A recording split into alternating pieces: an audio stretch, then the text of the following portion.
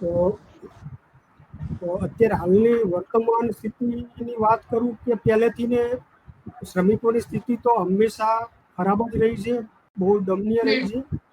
હમ વર્તમાનની અંદર તમે કોઈ પણ જગ્યાએ તમે જાઓ તો ક્યારે પણ શ્રમિકોના મુદ્દાઓને લઈને નથી કંપની મેનેજમેન્ટ વાત કરતી, નથી ઓનર વાત કરતી, નથી સરકાર. ઇવન સરકારની તો જવાબદારી જ છે, છતાં પણ સરકાર હમ પણ શ્રમિકોના મુદ્દાઓને લઈને કંઈ પણ જાતની વાત નથી કરતી. બલકે મેનેજમેન્ટને પ્રમોટ કરે છે, કંપની ઓનરોને પ્રમોટ કરે છે કે તમને આ સબસિડી આપીએ, તમારું પ્રોડક્શન, તમારી પ્રોડક્ટિવિટી આટલી બધી વધશે, તમને આટલા પ્રોફિટ મળશે.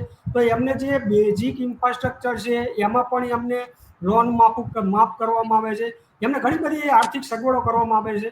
પણ જ્યારે શ્રમિકની વાત કરવામાં આવે ત્યારે સરકાર બહેરી મૂંગી થઈ જાય છે. ત્યારે